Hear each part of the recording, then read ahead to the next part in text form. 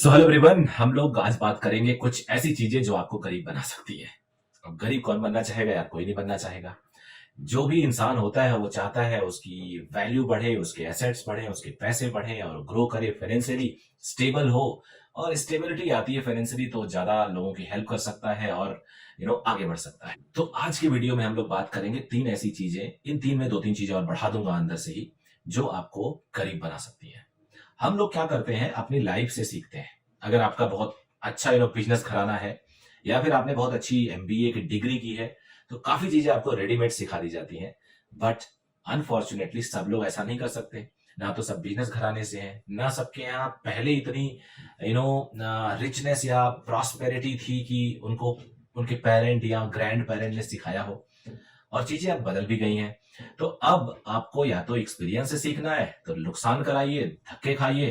कहते हैं ना कि लोग नुकसान करा के अपना सीखते हैं, हार के जीतते हैं।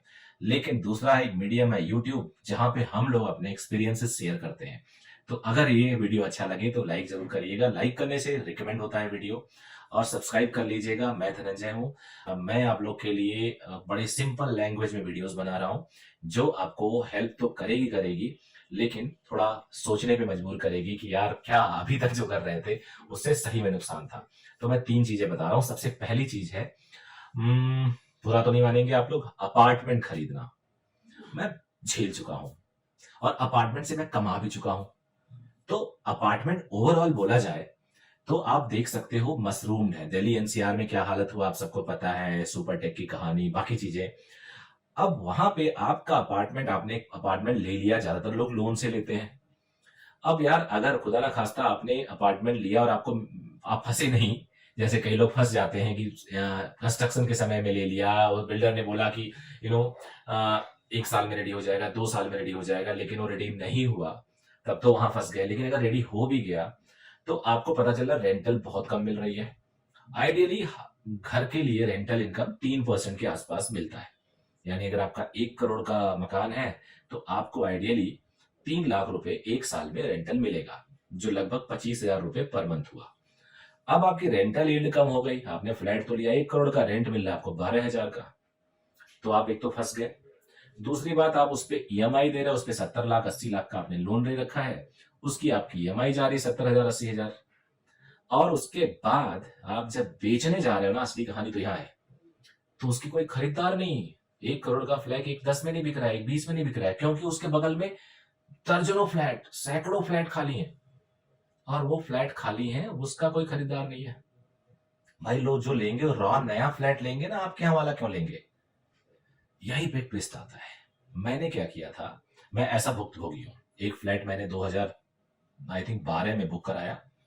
40 लाख, 45 लाख का आई थिंक फ्लैट था। और वो मुझे पोजीशन मिला 2016 में। 4 साल लगा दिया बिल्डर ने, पैसे आधा से ज्यादा ले लिए थे उसने। तो वो मेरा पूरा डंप हो गया पैसा। उसके बाद उस पर मैंने आई थिंक 30 लाख के आसपास का लोन ले रखा है, तो 35,000 मेरी उसमें किस्त जाती है। अब जो मुझे मिला, और वहां पे मुझे रेंट मिल रहा 12,000 का, तो उस ईल्ड के हिसाब से रेंट ठीक ठाक है। और उसको मैं सेल करना चाह रहा हूं तो 55 लाख में भी वो नहीं बिक रहा है। इस हिसाब से वो बेकार है। तो ये तो हम एक डंप हो गए, एक ऐसी जगह लिया हमने क्योंकि नहीं मिल रहा। वो पहला मेरा एक्सपीरियंस था। अब आ जाता हूं मैं एक प्रॉफिटेबल एक्सपीरियंस कहाँ लिया। अब थोड़ा तब तक नॉलेज आ गया था फाइनेंस का।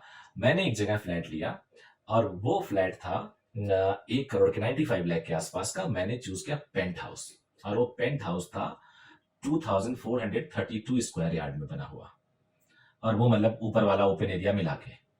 और वो आज की डेट में 5 साल के अंदर मुझे 1.8 सीआर दे रहा है, और उसमें मुझे 28,000 का रेंट मिल रहा है। जो मेरा टेनेंट है वो 6,000 पर मंथ का वहां पे जो मेंटेनेंस चार्जेस होता है सोसाइटी का, वो पे कर रहा है।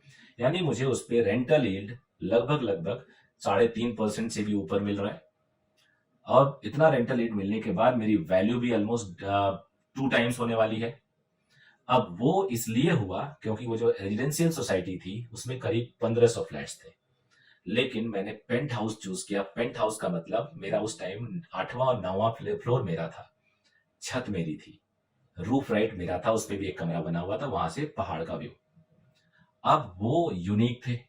पूरी सोसाइटी में छत तो आपको पता है एक ही होगा, मतलब सब उसमें कई फ्लैट होंगे लेकिन वो लिमिटेड होगा, एक फ्लोर के बराबर होगा। फ्लोर थे 8-9, तो 7 फ्लोर ग्राउंड मिला के 8 फ्लोर कहा जाए तो वो तो ऐसे थे जो सिमिलर थे। लेकिन पेंट हाउस यूनिक होता है और वो बहुत जल्दी ऑक्युपाइड हो जाता है और उसमें लोग प्रीमियम भी पे करते हैं। तो मैंने ऐसी प्रॉपर्टी ली, मुझे समझ में आ गया यार कुछ खास लो, 2 पैसा ज्यादा दे लो, लेकिन जिससे आप कभी भी बेचना चाहो लिक्विड की तरह काम आए। तो आज मेरे पास हर महीने एक ब्रोकर का फोन आ जाता है कि सर सेल तो नहीं कर रहे हो आप, मेरे पास कस्टमर है। तो अपार्टमेंट मत लीजिए, बहुत डम कर देंगे पैसा। लैंड में इन्वेस्ट कर सकते हैं। मैंने इस पे एक वीडियो बनाया था और एसेट्स के लिए रिलेटेड वो वीडियो मैं यहाँ पे स्क्रीन में दिखा देता हूँ। लैंड में जबरदस्त अप्रिसिएशन होता है क्योंकि लैंड अब भगवान ने बनाना बंद कर दिया है। लैंड का अप्रिसिएशन हमेशा जबरदस्त होगा। मैंने अपना एक्सपीरियंस वहां भी शेयर किया था। वहां पे मैंने 80 लाख का एक लैंड लेके 3 साल में मैंने उसको 1.6 में बेचा था, जस्ट डबल 2 टाइम्स। और कॉमर्शियल प्रॉपर्टी भी कई कई बार आपको बहुत नुकसान दे जाता है। तो कमर्शियल प्रॉपर्टी भी ऐसा मत सोचिए कि आपको हर वक्त फायदा देगी, रेंटल इनकम देगी। यहाँ पे अगर आप अमीर बनना चाहते, देखो ये वीडियो है क्या ना करें जिससे अमीर बन जाए, या क्या करेंगे तो आप गरीब बन जाएंगे। कोई भी 5 करोड़ 10 करोड़ 12 करोड़ महंगी कॉमर्शियल प्रॉपर्टी मत खरीदिए। छोटी सी शॉप खरीद लीजिएगा 35-40 लाख का, तुरंत बिक जाएगा। अगर आपने 6 करोड़ का 7 करोड़ का ले लिया, व्हाट आई डिड, मैंने एक वीडियो में इसको बताया है, वहां आप फंसने वाले हो। कस्टमर मिलेगा नहीं इतना बड़ा, भाई साहब कौन मिलेगा इस टाइम, वैसे मोरिटोरियम के बाद दिक्कत है। तो यहां से आप गरीबी बनेंगे जैसे मेरे साथ हो रहा है। तो आपको मैंने बता दिया पहला पॉइंट। दूसरा पॉइंट पे आ जाते हैं, एक्सपेंसिव हाउस होल्ड चीजें, इलेक्ट्रॉनिक की हो गई या फर्नीचर हो गई, ये एक आज की डेट में हिंदुस्तान में बीमारी है। और ये बीमारी इसलिए भी बढ़ती जा रही है क्योंकि आपको चीजें ईएमआई पे मिलती है। ईएमआई पे चीजें खरीदते टाइम हमें ध्यान ही नहीं होता है। एक तो हमें वो 0% इंटरेस्ट वाला ईएमआई दिख जाता है कभी कभी, जो एक फेक है, उसमें मैंने एक शॉर्ट्स बनाया है। और एक कई बार हमें लगता है कि यार पर मंथ इतना ही तो देना है, 10,000 ही तो देना है, दे देते हैं, ले लेते हैं। इस चक्कर में आप एक्सपेंसिव चीजें खरीद लेते हैं।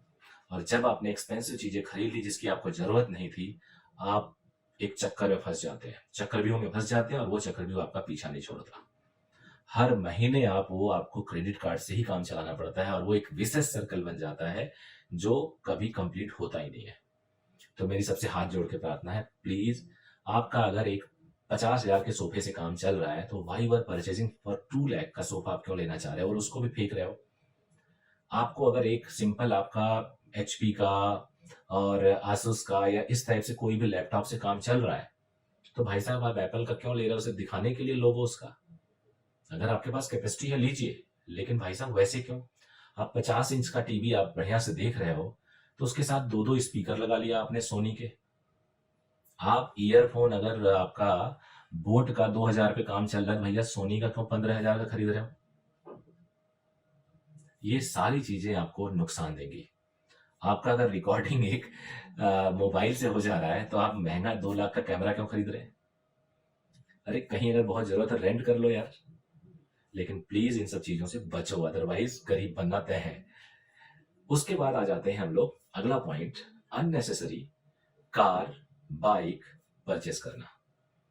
ये इतनी बड़ी बीमारी है मैं बता नहीं सकता। लोग ईएमआई पे खरीद लेते हैं और एक ईएमआई का भी उनके पास बैकअप नहीं है। They don't have the emergency fund for even 1 month EMI. Can you imagine, आपके पास आपकी सैलरी 50,000 की है, आपने 10 लाख की गाड़ी खरीद ली। अरे क्या जरूरत है भाई, बाइक खरीद लो, ओला से आ जाओ ना यार, क्वाइट चीपर। उबर से आ जाओ, quite cheaper. You won't believe, आप विश्वास ही नहीं करेंगे इतना सस्ता पड़ेगा, आप सोच भी नहीं सकते, आपकी ईएमआई से सस्ता। आप गाड़ी लेके आते हो, एसेट नहीं है वो, आपका लायबिलिटी है।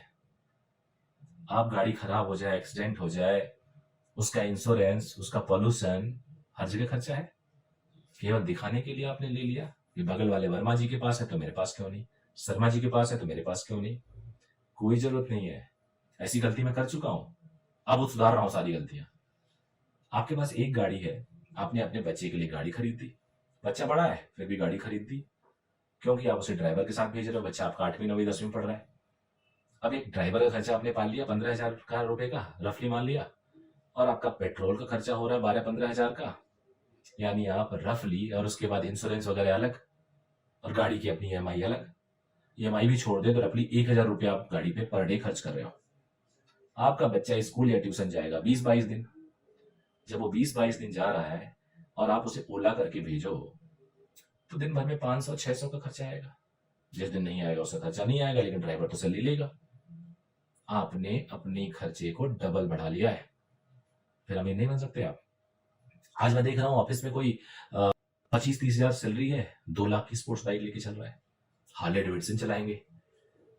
भाई साहब 2 करोड़ की कार अगर खरीदनी है ना तो अपना इनकम कम से कम उसके 3 गुना होना चाहिए। आप 10 लाख का कार एक खरीदते हो तो साल भर में आपका इनकम 30 लाख का होना चाहिए। समझ लीजिए 30-35% से ज्यादा चीजें आपकी वॉन्ट्स पे नहीं जानी चाहिए। 50-30-20 का मैंने एक वीडियो बनाया था। 50% आपकी नीड, 30% आपके वांट और 20% आपकी सेविंग होना चाहिए। बचाना है आपको तो 30% से ज्यादा अगर आपके वांट पे आप खर्च कर रहे हो तो आपको कोई नहीं रोक पाएगा। गरीब बनोगे, परेशान रहोगे फाइनेंशियली, कोई भी कंटीजेंसी आ गई, कोई भी एक अनफोर्सिन कंडीशंस आ गए आपके सामने, फेल हो जाओगे, परेशान रहोगे मेंटली, हेल्थ वाइज, सबके सामने हाथ फैलाना पड़ेगा। फाइनेंशियल नॉलेज एक ऐसा नॉलेज है कि मैंने कहा ना एक्सपीरियंस से आता है। तो अगर हम बता रहे हैं आपको अपने एक्सपीरियंस से, मैं बता रहा हूँ आपको, तो आप उसको सीखिए, फर्क पड़ेगा, बता रहा हूँ मैं आपको, ऐसा मैंने देखा है। बाकी आपकी चॉइस है, अगर भगवान ने आपको दे रखा है बहुत ज्यादा पैसा, खरीदिए, एंजॉय करिए, कोई दिक्कत ही नहीं है। ये तो उनके लिए है जो अभी अर्निंग स्टार्ट कर रहे हैं और चाहते हैं कि उनका वेल्थ ग्रो करे। आपका कार डेप्रिसिएटिंग एसेट है ही नहीं, पहली बात तो लाइबिलिटी है। फर्नीचर आपका एक एसेट माना जाता है, हम उसे अकाउंटिंग में अपने जब हम आईटीआर भरेंगे तो एसेट लिख सकते हैं, बट वो डेप्रिसिएटिंग है, हर साल उसकी वैल्यू डाउन हो रही है। कंप्यूटर लैपटॉप तो 4 साल में उस एसेट की वैल्यू 0 हो जाती है। तो ऐसे एसेट क्या पाल के करना। तो प्लीज मैं चाहूंगा कि आप लोग थोड़ा ग्रो करें, इसमें समझे और अपनी लाइफ में इसको फॉलो करें, तभी तो फायदा होगा इस वीडियो बनाने का। सो प्लीज कमेंट करके बताइए मुझे आपको कैसा लगा। If you like the video please इसको सब्सक्राइब जरूर कर लीजिएगा चैनल को, और बेल आइकन प्रेस कर लीजिएगा सो दैट आपसे डेली लाइफ से रिलेटेड, इन्वेस्टमेंट से रिलेटेड आपको वीडियो ऐसे ही मिलता रहे। Thank you very much.